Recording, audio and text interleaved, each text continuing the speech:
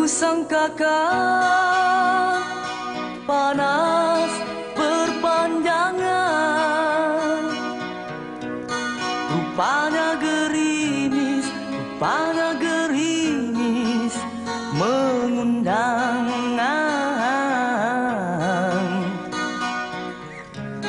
Dalam tak sedarku kebasahan, pernah juga kau pinta perpisahan. Itu yang buat mahal di pagi hari itu. Kita buka dengan Gerimis Mengundang, lagu berhantu Slam sejak tahun 1994. Selamat pagi, saya Nazrul Rahman bersama Nurul Fariha menghidupkan pagi anda di Malaysia hari ini. Selamat pagi semuanya. Pastinya itu tadi memberi satu lagi imbasan bagi mereka yang peminat-peminat Slam ni. Awak antaranya ya? Tak ada. Saya macam itu saja. Saya kecil-kecil. Pagi-pagi menggerimis. Baik, 7 Disember 2021 hari Selasa kita bertemu kembali. Alhamdulillah. Dan pastinya pagi ni Nas nak kongsikan terbaik untuk anda. Pengisian kita akan mengimbas nostalgia seni bersama kumpulan Slam yang bakal mengadakan konsert. Wow, dah lama Slam tak mengadakan konsert. Beliau begitu aktif sejak tahun 1994 dan kali ini muncul sekali lagi dah postpone kerana PKP dan juga COVID-19, dan kita akan bersama-sama ahli-ahli kumpulan Slam untuk bertanya khabar macam mana semuanya dah bersedia untuk konsert yang dinamakan Konsert Mentari muncul lagi ya. Kita akan cerita sikit masa lagi. Bukan itu saja, kita akan menyentuh tentang aspirasi 100 hari keluarga Malaysia. Pasti kita tahu keluarga Malaysia ni kan adalah gagasan yang telah dipindahkan oleh Perdana Menteri kita kan. Tepat. Jadi 100 hari ni adalah kita kata macam kad laporan dia. Jadi sempadan dengan 100 hari itu, bagaimana mereka menjalankan tanggungjawab, bagaimana mereka diberikan satu peranan yang cukup besar untuk memastikan kesempurnaan penyelarasan pentadbiran negara itu berlaku dengan baik sekali. Jadi nanti aspirasi 100 hari keluarga Malaysia ini akan kita kongsikan juga. Kabarnya banyak acara-acara yang menarik akan dikongsikan. Tepat sekali. Buat rakyat Malaysia. Ya, kita bakal bersama dengan Yang Berbahagia Tan Sri Muhammad Zulkifli Ali, iaitu Ketua Setiausaha Negara kita untuk mengupas apa rakyat Malaysia boleh bersama-sama kan? Untuk melihat aksi kementerian-kementerian 100 hari aspirasi keluarga Malaysia. InsyaAllah bersama-sama di KLCC nanti ya. Betul. Dan juga kita nak ajar teng ini kalau lampu saya ni saya antara masalah saya lah. Sebab kat rumah saya tak ada lelaki, anak saya seorang je. Ya, saya. Jadi bila lampu Kalimantan tu nak tukar memang masalah bro. Tak kerti. Kena telefon rakan-rakan seperjuangan. Saya insya-Allah boleh datang tolong tukarkan lampu. Tapi kalau anda ingin menyenangkan kerja-kerja DIY di rumah, anda boleh tukarkan lampu Kalimantan ini kepada lampu LED. Dan kita akan tunjukkan cara-caranya memberikan inspirasi di pagi hari mencantikkan rumah anda sendiri. Ya, itu kita kongsikanlah. Jadi kita nak teruskan pengisian kita di awal pagi tadi bergerimis. Tadi bila kita dengar lagu tadi tu, saya tanya Faria, dia nak main lagu Slam yang mana satu? Mesti dia main Gerimis Mengundang. Betul-betul keluar. Itulah dia lagu berhantu yang bukan saja popular 1995, 1996. 1995 dalam di sanalah saya pun ingat lupa sebab saya pun dah tua sebenarnya. Tingkatan berapa tu? Tingkatan 5. Tingkatan 5 masa tu, dan saya ingat lagi lagu tu ditranslasikan kepada 24 jenis bahasa tau. Dan terkenal di Nusantara, dan kali ini kita membawa Slam ke Malaysia hari ini untuk bertanya khabar nostalgia seni menggamit jiwa. Tapi sebelum tu Zaz, kita nak dengar juga bagaimana peminat-peminat kan merindui kumpulan Slam ini. Jadi ayo kita saksikan bingkisan ini. Peminat-peminat saksikan.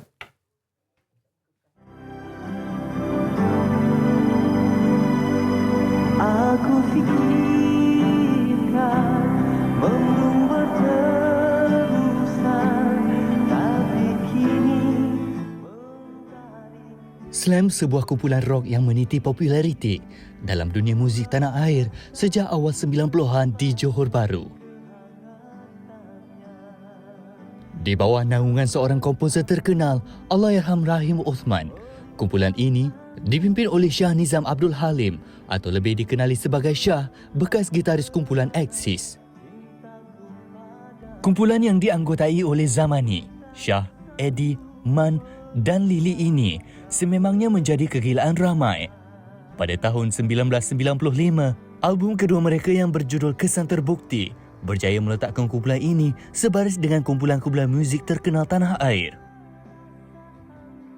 Lagu Gerimis Mengundang kembali terjalin dan Mentari Muncul Lagi merupakan antara karya yang tidak pernah lekang di bibir peminat slam hingga ke hari ini. Ku sangkakan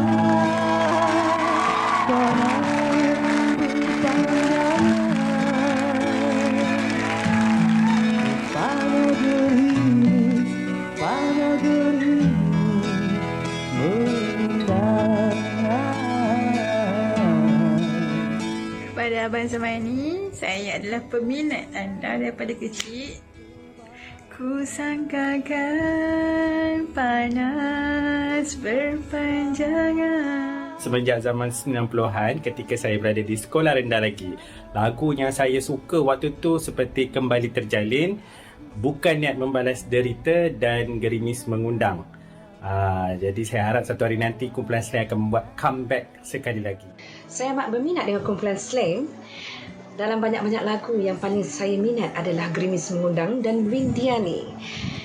Kedua-dua lagu ini banyak menggamit kenangan lalu saya dan akhir sekali saya ingin mendoakan moga Slam dapat kembali dan meletup semula di industri seni. Saya berminat kumpulan Slam memang daripada kecil . Lagi-lagi dengan Abang Zamani, lagu dia yang tak pernah saya miss memang lagu Gerimis Mengundang . Saya ni memang susah nak hafal lirik, tapi dengan lagu ni daripada awal sampai akhir saya boleh hafal. Orang kata lagu ni lagu penguat duka . Kalau sedih je orang cari lagu ni, orang sedih je cari lagu ni. So lagu ni orang kata boleh faham situasi keadaan sedih . So kepada kumpulan Slam dengan Abang Zamani, semoga sihat selalu. Kumpulan Slam adalah satu kumpulan rock yang pernah meniti zaman kegemilangan populariti pada tahun 90-an. Waktu saya sekolah dulu, memang saya membesar dengan lagu Slam ni lah. Contoh macam Gerimis Mengundang, Ku sangkakan panas berpanjangan. Sikit je. Saya memang minat. Bila Slam nak buat comeback ni, kita semua menunggu, Malaysia tunggu. Ku rasa kembali kehangatannya. Hai, Assalamualaikum. Saya nak ucapkan semoga maju jaya dan terus sukses untuk kumpulan Slam.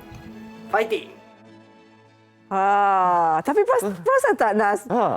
Mereka yang memberi pendapat mereka ni adalah antara golongan yang kira tu macam muda-mudi jugalah. So bila dia cakap, saya membesar daripada sekolah rendah dan sebagainya. Maksudnya, sama ada abang-abang mereka yang selalu buka lagu tu atau ibu-ibu kan.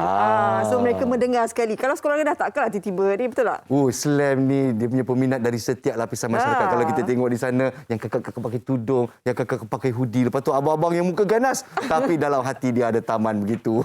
Itulah dia penangan Slam. Jadi bersama ahli-ahli kumpulannya, ketua kumpulan kita Encik Shah on gitar, Lily on bass, Encik Man on drum dan Eddie on keyboard. Tapi ada yang tak sampai lagi.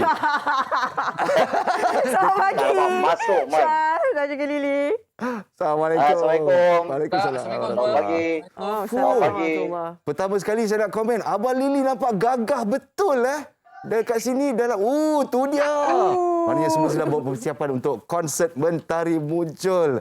Jadi dalam kita dengar komen daripada peminat-peminat dan sebagainya, macam mana semangat anda buat masa ini dan apakah rahsia Slam kekal lama, Syah? Okey. Semangat macam biasa kita orang kalau setiap nak konsert memang excited kan. Sepatutnya konsert ni kita buat tahun Februari tahun ni sepatutnya kan, tapi kita ada PKP, pandemik apa semua, jadi kita postpone. InsyaAllah akan dibuat pada dapat date baru pada 12 Februari 2021. Persiapan dia setakat ni kita masih lagi buat list lagu.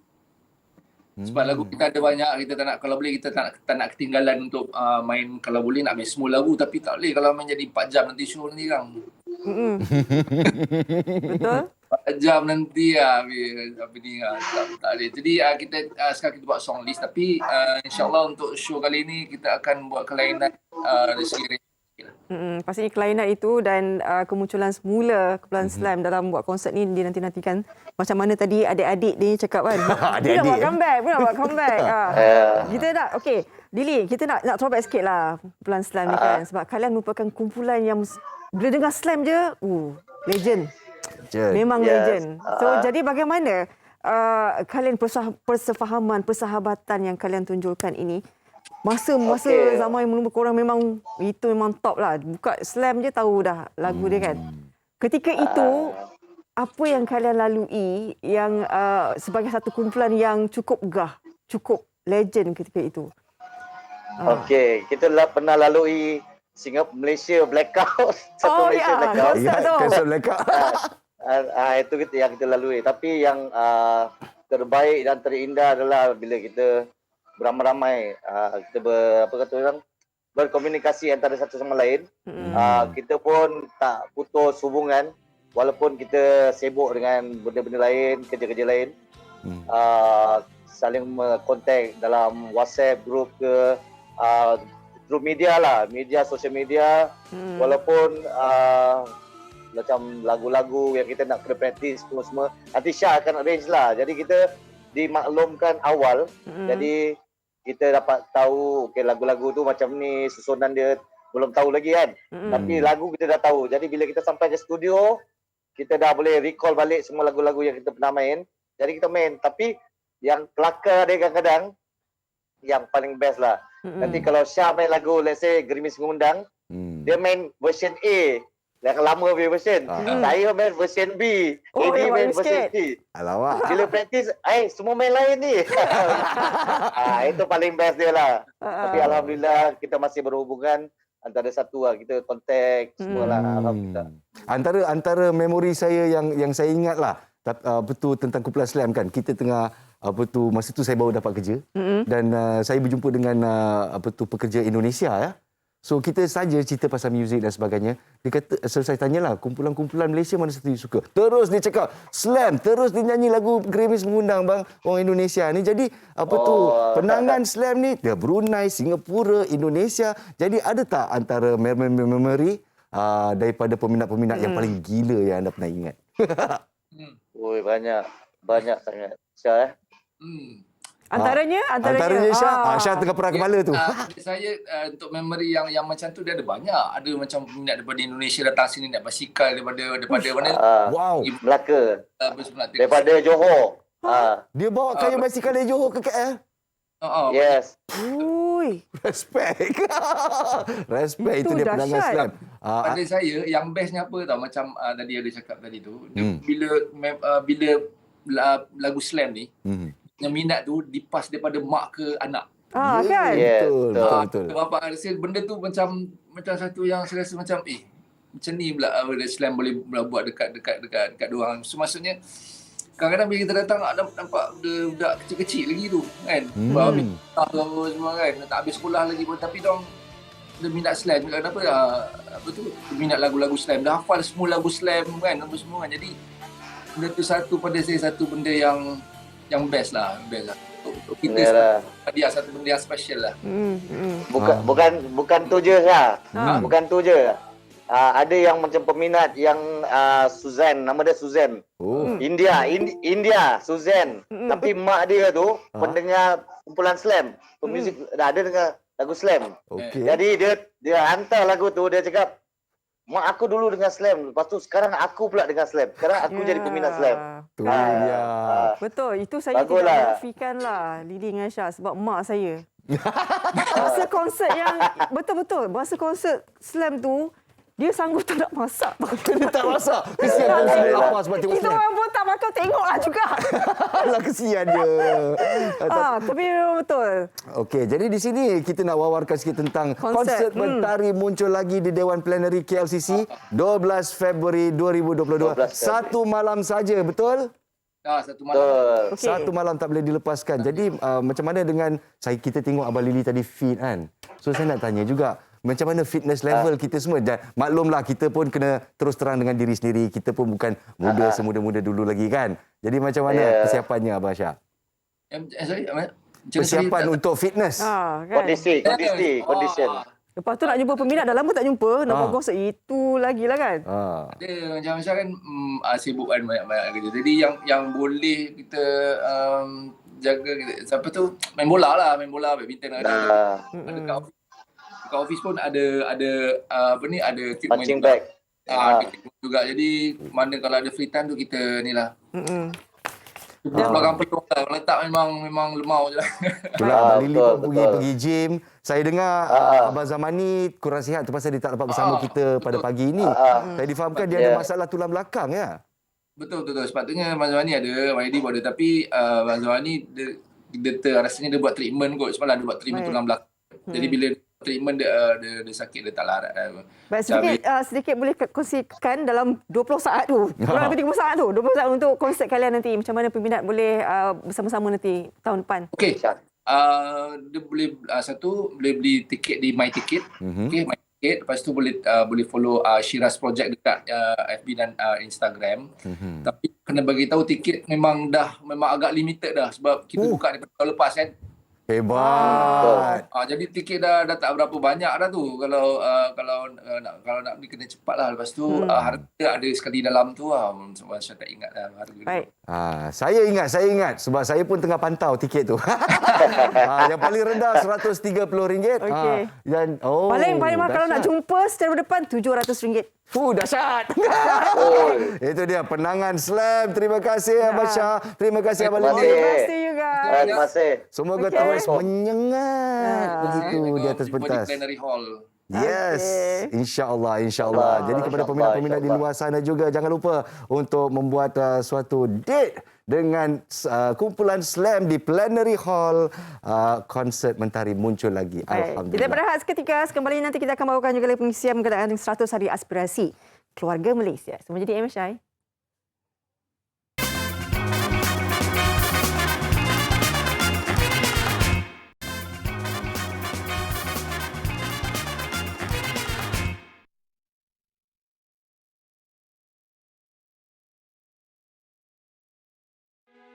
Kita bermula dengan cabaran. Onak dan liku menjadi santapan. Dari gelap timbul cahaya, menjadi obor penerang jiwa. Bezanya kita pada luaran, namun jiwa terjalin ikatan, lalu tercantum titik persamaan. Jalinan budaya yang disemai menjadi pemangkin asas kerjasama. Toleransi menjadi pegangan dalam menongkah arus yang mendatang. Berganding kita menyulam kejayaan, asas utuh nilai insan. Rapatkan barisan, bersepakat dan bersatu demi negara tercinta sebagai sebuah keluarga. Zahirkan impian, ayo bangkit bersama. Aspirasi keluarga Malaysia. Keluarga Malaysia. Baik. Keluarga Malaysia, ketepikan perbezaan, kita sama-sama berganding bahu untuk memulihkan semua negara ketika mendepani pandemik COVID-19 ini kan. Itulah dia antara aspirasi keluarga Malaysia ini. Baik, kita teruskan perbincangan kita hari ini. Tepat sekali itulah dia, kita rapat sansaf bersama-sama di Malaysia hari ini dengan bercerita tentang 100 hari aspirasi keluarga Malaysia. Suatu orang kata majlis pada 9 hingga 12 Disember yang diadakan di Pusat Convention Kuala Lumpur untuk meraihkan 100 hari aspirasi keluarga Malaysia seperti kat laporan begitu ya, Faria. Baik, kita terus bersama dengan tetamu kita yang berbagi, Tan Sri Muhammad Zuki Ali, merupakan Ketua Setiausaha Negara. Assalamualaikum Tan Sri.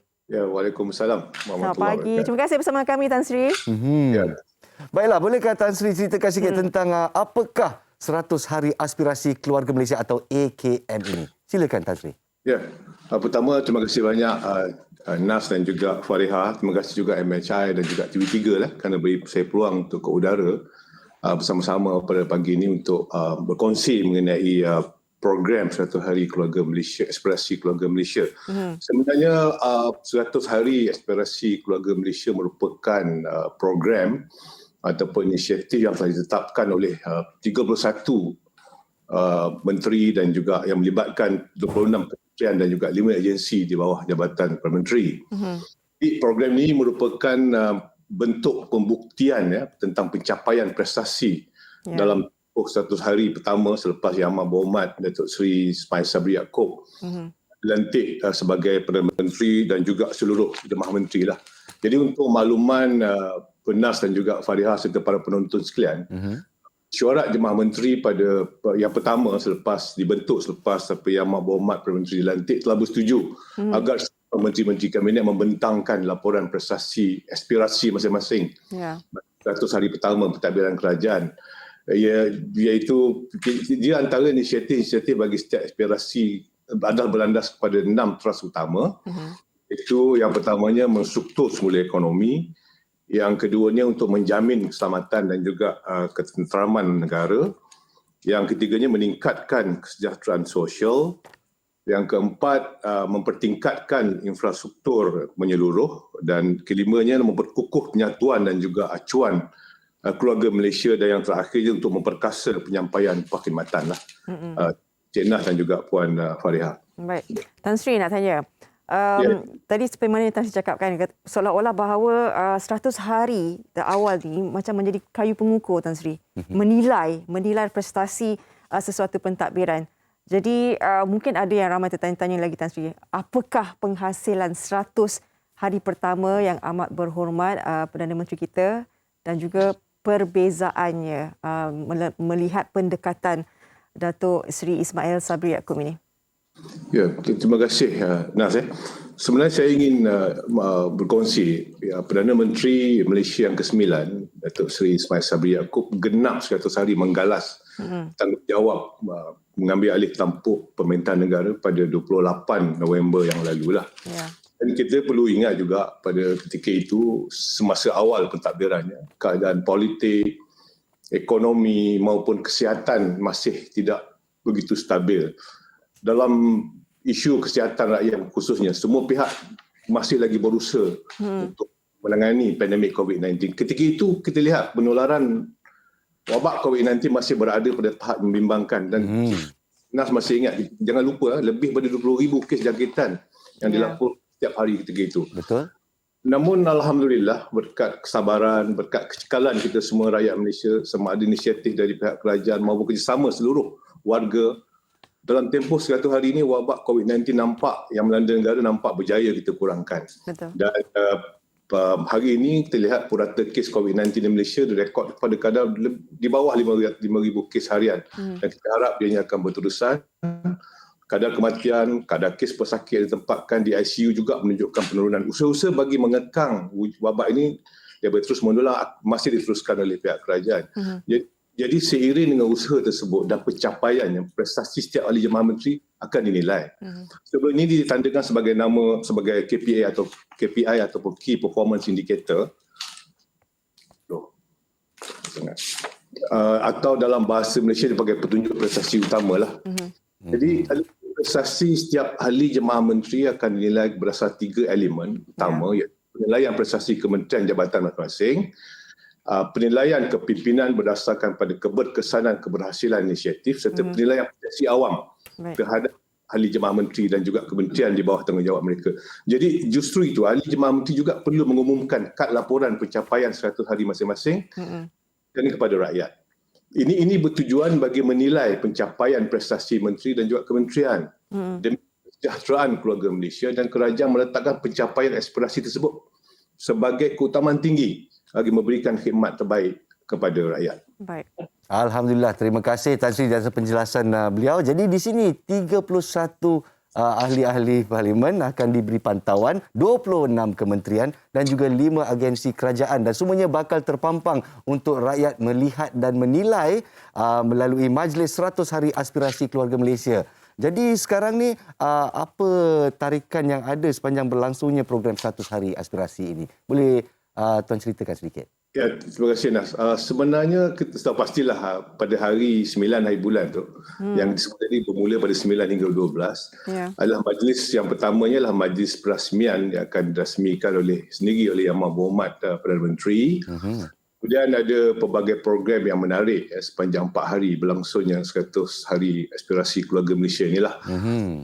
Tapi ingin saya berpesanlah, jangan kita lupa kita masih belum pulih atau berjaya sepenuhnya dalam menangani COVID-19 ini. Betul.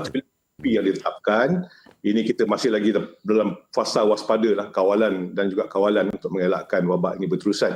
Jadi berbalik pada pengisian acara, terdapat pelbagai gerai kementerian, pameran ataupun dipanggil booth yang melibatkan 26 kementerian dan juga 5 agensi di bawah Jabatan Perdana Menteri. Ini merupakan tarikan utama dan cukup penting kerana di ruang-ruang pameran ini orang ramai boleh melihat sendiri, bertanya dan juga mendapatkan sedikit maklumat yang berkaitan dengan kementerian-kementerian berkenaan melalui penerangan ataupun penjelasan yang akan diberikan oleh pegawai-pegawai yang bertugas. Malahan menteri, KSU, ketua jabatan juga akan berada di ruang pameran masing-masing kementerian lah. Jadi kementerian-kementerian dan juga agensi akan terus menyediakan pameran, misalnya bagi usaha untuk mengembangkan potensi kerjaya ataupun contoh macam kata Kementerian Sumber Manusia akan berkongsi, akan berkongsi mempamerkan apakah potensi kerjaya yang ada, ataupun Kementerian Pendidikan Tinggi akan berkongsi bagi tawaran-tawaran bagi peluang pendidikan dan sebagainya lah. Jadi banyak Kementerian Pembangunan Usahawan umpamanya akan berkongsi apakah peluang-peluang perniagaan yang ada. Yang sebenarnya banyak, semua kementerian akan memberikan pameran masing-masing. Yang paling mustahak, orang ramai yang hadir tu bila dia balik daripada pameran ada sesuatu yang mereka boleh bawa balik daripada pameran tersebutlah. Jadi selain daripada itu, Hari Aspirasi Keluarga Malaysia turut disediakan galeri pencapaian seperti yang sebut tadi lah. Ramai boleh melihat sendiri apakah KPI yang telah ditetapkan dan setakat mana pencapaian yang telah mereka capai lah.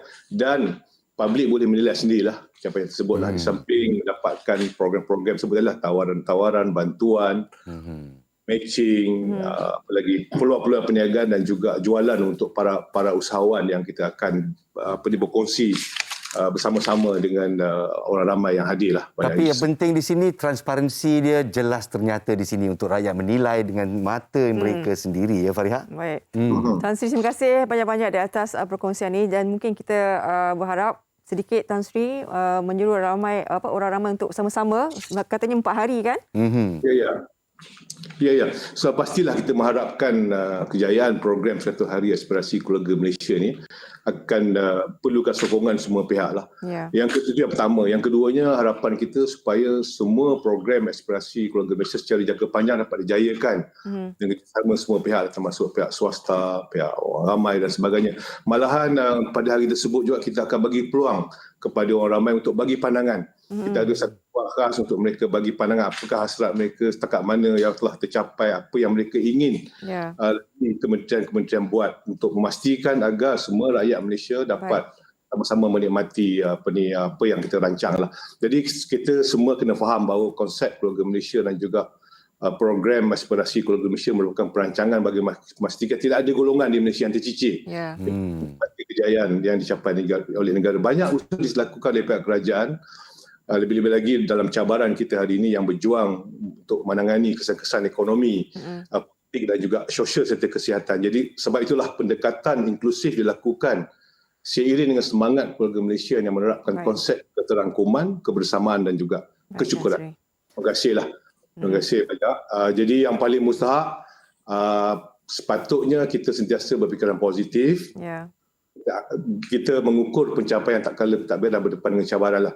Jadi kita harap semua pihak memerlukan ataupun sebenarnya kestabilan sebuah negara bermula daripada unit paling asas iaitu masyarakat, iaitu keluarga. Penyatuan itu sendiri ya. Sebab itulah idea ini perlu disokong dan dijayakan lah. Terima kasih banyak. InsyaAllah, terima kasih diucapkan kepada yang berbahagia Tan Sri Muhammad Zulkifli Ali, Ketua Setiausaha Negara di atas inisiatif aspirasi 100 Hari Aspirasi Keluarga Malaysia. Diharap transparansinya akan berkekalan dan juga rakyat boleh membeli maklum balas selama 4 hari 9 hingga 12 Disember di Pusat Convention Kuala Lumpur. Kita dah dapat persiapannya tadi dan insyaAllah kita beriadah beramai-ramai, tapi ingat SOP sentiasa dijaga, insyaAllah. Assalamualaikum Tan Sri. Terima kasih banyak-banyak. Tan Sri. Waalaikumsalam. Baik, keluarga Malaysia kita yang sebenarnya akan menjayakan. Bersatu kita teguh, bercerai kita roboh. Jadi kita sama-sama bawa keluarga kita beriadah ke KLCC, insyaAllah. InsyaAllah. Baik, kita nak berehat seketika, Nas. Lepas ni kita kongsikan berkenaan dengan apa saja perkembangan di Medsos. Tepat sekali, kita akan fokus kepada PRN Sarawak, insyaAllah. Semuanya selepas ini.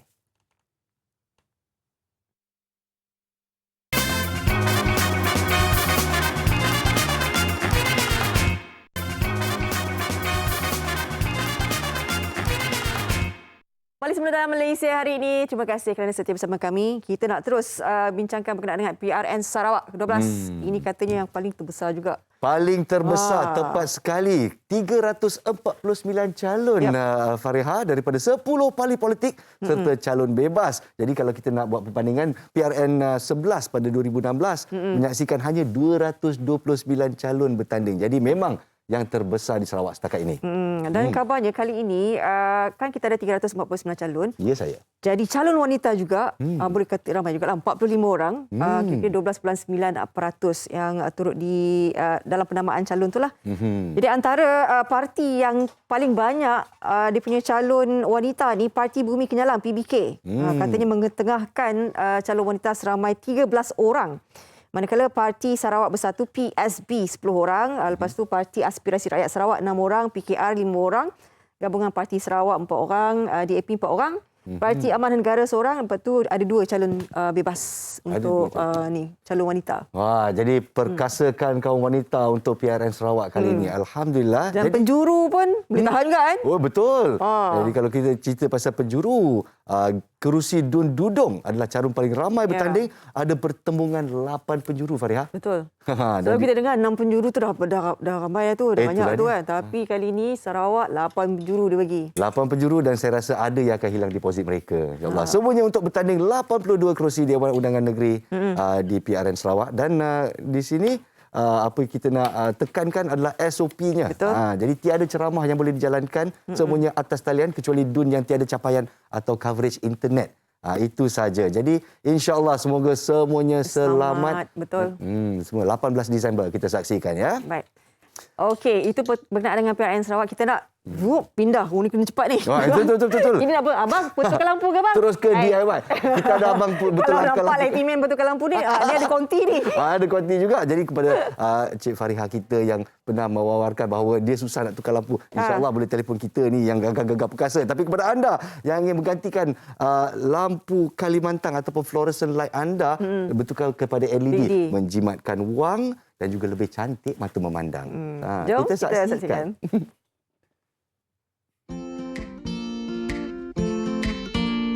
DIY kali ini ialah bagaimana untuk menukar lampu Kalimantan biasa kepada jenis LED T8 yang boleh menjimatkan elektrik di rumah anda.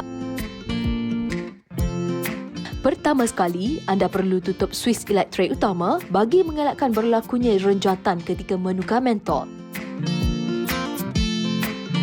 Untuk cara ini, anda perlu membuat sedikit pendawaian. Kita akan gunakan bekas lampu Kalimantan pendek sebagai rujukan untuk membuat pendawaian. Kebiasaannya, ada 3 wayar dalam bekas lampu ini seperti wayar neutral, bumi dan hidup. Wayar neutral akan ke bahagian soket seperti yang ditunjukkan. Manakala wayar hidup akan ke balas terlebih dahulu dan kemudian ke bahagian soket. Jika merujuk pada bungkusan, mentol ini cuma memerlukan tenaga dari wayar hidup dan neutral sahaja. Anda cuma perlu cabut 2 wayar yang bersambung dengan balas. Kemudian sambungkan wayar-wayar tadi seperti yang ditunjukkan. Untuk lebih kemas, kita perlukan soket spring dan potongkannya menjadi 2. Seterusnya, masukkan wayar ke dalamnya supaya nampak lebih kemas. Kemudian, anda boleh mencuba teknik ini pada bekas lampu Kalimantan yang sebenar.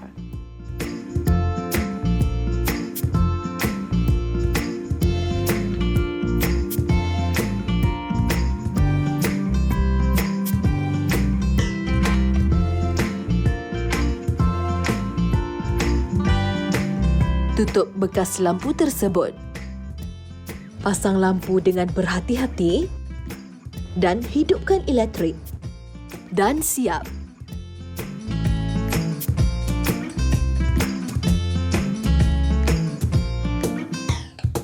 Baik, kita dah tunjukkan sikit. Tapi kalau bagi mereka yang tak mahir tentang teknikal ni, baik minta tolong orang yang lebih mahir lah kan. Kita risau kat dipotong-potong, sambung-sambung. Kita pula yang jadi mangsa. Jadi itu sikit ilmu berkenaan dengan menukar lampu Kalimantan kepada LED. Dan ini kita nak berkongsi berkenaan dengan Sihat bertenaga, kekal berat ideal. Kita nak bersama dengan jamu jelita, ininya wakilnya, Nur Atira Samsudin. Assalamualaikum. Selamat pagi. Waalaikumsalam. Selamat pagi. Apa khabar Fariha? Baik, Atira memang kekal jelita selamanya lah. Daripada dulu sampai sekarang sama aja. Baik, hari ini kita nak kongsikan berkenaan dengan jamu jelita ni untuk berat ideal katanya. Okey, terima kasih Fariha. Assalamualaikum buat semua penonton Malaysia hari ini. Selamat pagi, selamat sejahtera dan saya harap pagi ni kita semua dalam keadaan ceria, kita dalam keadaan sihat. Sebab saya percaya dalam keadaan kita sekarang ni bila bercakap tentang kesihatan, kalau kita ni Fariha kadang-kadang kita demam sikit ke, kita sesema sikit ke, pening ke, kalau kita rasa badan tak sihat, kita sendiri akan ada rasa semua serba tak kena. Kita bersama takut, lagi-lagi dengan kes sekarang ni ataupun kes COVID yang belum habis ni, saya percaya hal ini yang menyebabkan ramai yang risau kalau kita ni mudah jatuh sakit. Jadi sebab tu hari ni jamu kita datang Malaysia hari ini, kami nak berkongsikan kepada anda satu produk yang kebaikannya adalah untuk meningkatkan mutu, tahap dan taraf kesihatan kita, iaitu seperti anda dapat lihat di kaca TV, jus Serenat Nelaf. Ini adalah produk sebenarnya kebaikannya adalah untuk membantu kita ada kesihatan yang lebih baik, dan produk ini merupakan produk yang sangat terbaik untuk anda amalkan jikalau anda mahukan orang kata apa suplemen untuk kesihatan, untuk pastikan badan kita dalam keadaan baik. Dan sebenarnya produk ini juga merupakan produk yang amat bersesuaian diamalkan Fariha oleh mak ayah kita ataupun golongan berusia yang selalu ada masalah dengan sengal badan, yang cepat letih, kadang-kadang tu berdiri lama tak larat, kadang-kadang solat kena berkerusi, ataupun mak ayah kita yang kadang-kadang tu setiap minggu kena dapatkan rawatan kesihatan. Dan saya percaya bila kita ni umur makin meningkat, kita memang kena jaga kesihatan kita. Lagi penting dengan keadaan pandemik ni, memang wajib kita pelihara kesihatan kita, dan sebab tu kami bawakan jus Serenat Nelaf, iaitu jus kesihatan yang kita formulasikan dengan 50 buah dan herba, dan kita pilih buah mulberry dalam produk ini sebagai bahan utama. Tapi kalau anda nak tahu, mulberry merupakan buah yang mempunyai kadar antioksidan paling tinggi antara buah-buahan yang lain, dan mengikut bacaan ORAC ataupun kapasiti punya orang kata apa tahap oksigen, mulberry mempunyai 820 orang kata apa oksigen radikal capacity yang mana bagus sangat untuk kesihatan kita. Dan kalau anda nak tahu kenapa antioksidan ni penting, kerana antioksidan berfungsi untuk menetralkan radikal bebas yang boleh mengganggu masalah kesihatan kita ataupun melemahkan sistem imunisasi tubuh badan kita. Dan kalau anda perhatikan, sebenarnya tubuh badan kita ni kalau kita tak pelihara dan kita tidak amalkan suplemen, kita memang akan mudah jatuh sakit, kita memang akan mudah dapat orang kata apa kena panas sikit pun badan kita akan mula tak sihat dan sebagainya. Jadi kita perlukan suplemen harian untuk pastikan sistem ketahanan tubuh kita dalam keadaan sihat, dalam keadaan kuat. Jadi sebab tu kita formulasikan jus Serenat Nelaf ni yang ada 50 buah dan herba dan boleh diamalkan oleh seisi keluarga khusus untuk anda. Dan kebanyakan yang berkongsikan dengan Atira bahawa dengan mengamalkan jus Serenat Nelaf ni, taraf kesihatan bertambah baik, tubuh badan pun dah orang kata apa tak mudah jatuh sakit. Jadi ini adalah produk yang amat bersesuaian untuk diamalkan buat anda ataupun yang nak cuba untuk belikan untuk mak ayah atau memang sarankan. Sangat berbaloi, harga RM89.90 tetapi lengkap dengan 50 buah dan herba berbaloi untuk anda dapatkan. Baik, yang itu adalah berkenaan dengan jus Sedunia Nelaf. Lepas tu ada lagi berkenaan dengan Pure White Beauty Nest tu. Okey, untuk produk seterusnya, sebenarnya tadi saya bercakap tentang jus kesihatan, iaitu jus kesihatan untuk sisi keluarga, untuk mak ayah kita, untuk bantu meningkatkan sistem ketahanan kita ataupun sebagai pemangkin taraf kesihatan kita dan sesuai untuk diamalkan sekarang. Dan sebenarnya seterusnya produk untuk penjagaan kulit, iaitu Pure White Beauty Nest. Dan kita percaya kadang-kadang tu bahan-bahan daripada semula jadi ni lagi bagus daripada yang sekarang. Tak sebenarnya kita dan dalam jamu cerita kami memang memformulasikan produk dengan menggunakan bahan semula jadi. Dan untuk Pure White Beauty Nest kami pilih sarang burung sebagai bahan utama. Dan semua orang mesti tahu bahawa sarang burung ni memang sangat mahal. Tetapi dengan jamu cerita punya produk iaitu Pure White Beauty Nest, hanya RM39.90 sahaja kita formulasikan khusus untuk anda.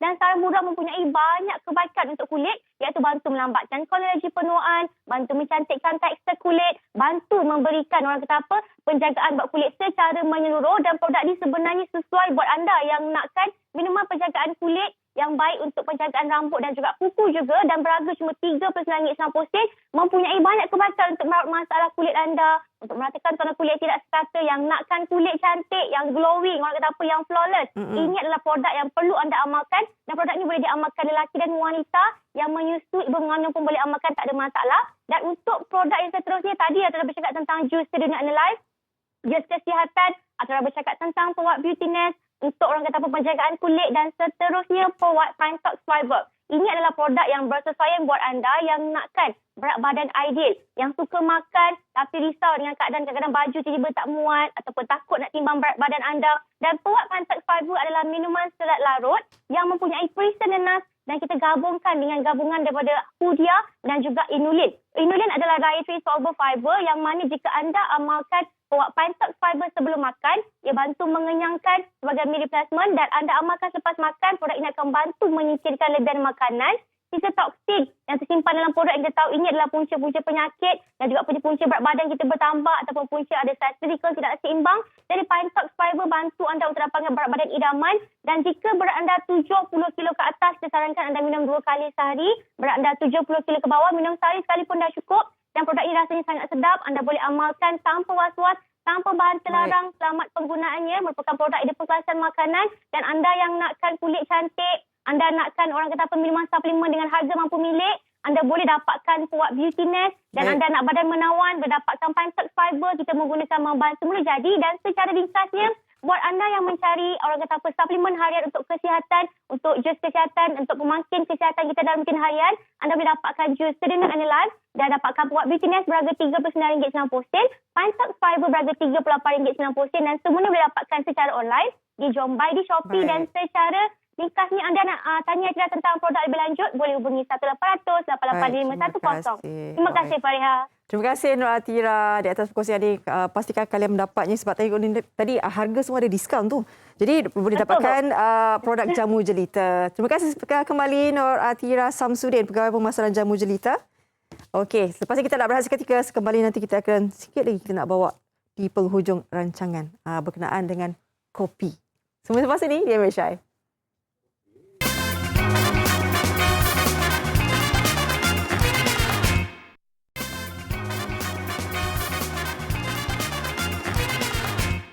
Kembali dalam Malaysia hari ini ada seperti Fariha janjikan tadi semuanya tentang kopi begitu. Ya. Pecinta dan sebab kopi. pencinta kopi.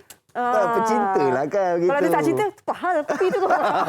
Tapi tahukah Fariha, setiap tahun seluruh dunia 400 bilion cawan kopi diminum. Wow. Setahun seluruh. Jadi kita saksikan pesta kopi di Pasar Seni Kuala Lumpur yang berlangsung baru-baru saja. Ya, saksikan.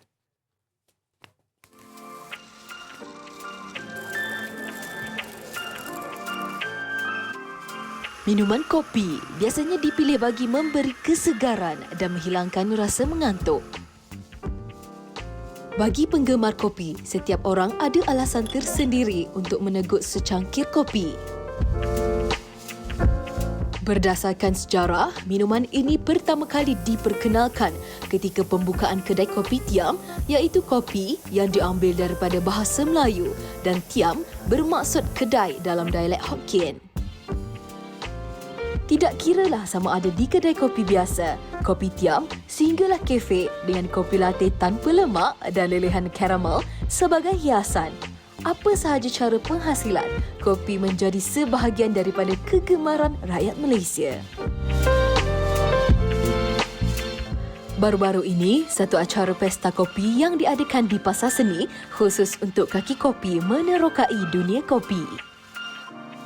Melalui acara ini, pengunjung dapat mengetahui pelbagai ilmu mengenai kopi, antaranya ialah seperti kepelbagaian jenis biji kopi yang ada aroma tersendiri dan berasal daripada pelbagai negara seperti Ethiopia, Uganda, Sumatera dan Colombia. Kopi juga adalah sumber kafein, namun jumlah kafein sebenarnya berbeza-beza bagi setiap jenis kopi yang diminum. Perbezaan kopi yang single origin ni, kopi blend yang macam saya pakai selalunya dia menghasilkan rasa chocolatey, nutty, okey. Tapi yang single origin yang high grade ni, dia actually menghasilkan rasa seakan-akan buah, floral. So diorang memang kopi ni memang ada dia punya standard dia tersendiri. Yang mana cara proses dia tu menghasilkan nota rasa yang berbeza seperti buah dan bunga. Tapi kopi ni bukan dibancuh, tapi cara dia diproses yang menghasilkan nota rasa yang berbeza. Jenis-jenis biji kopi ini mempunyai rasa lemak yang berbeza-beza. Malah, kadar kafein serta rasa pahitnya turut berlainan bagi setiap biji kopi. kedai kita orang menyediakan 13 ke 18 jenis coffee bean yang kita orang ambil dari pelbagai negara yang boleh kita custom to the needs of Malaysian punya taste bud lah. Kita roast sendiri yang menggunakan kapasiti mesin 15 kg ke 20 kg punya roastery. Atau pertanyaan orang dasar kopi luwak, kita tidak bawa masuk kopi luwak atas dasar harga dan penerimaan teka orang Malaysia. Orang Malaysia hanya akan mencubanya untuk dasar percubaan.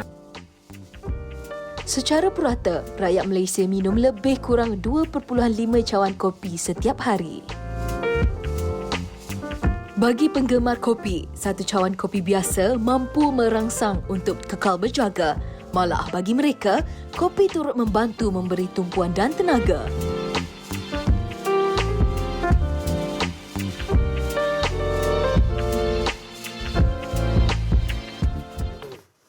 Bercakap pasal kopi ni, sebenarnya satu segmen ni saya boleh cerita pasal kopi. Jadi kopi yang betul-betul sedap, kita kena tengok suhu dia, kita kena tengok berapa saiz grind dia. Macam-macam, saya rindu buat kopi lah. Banyak disiplin tu. Banyak disiplinnya. Baik, kita dah Wawarkan tamatkan kita. kita punya rancangan hari ini. Esok jangan lupa untuk sajikan ini berkenaan dengan inspirasi.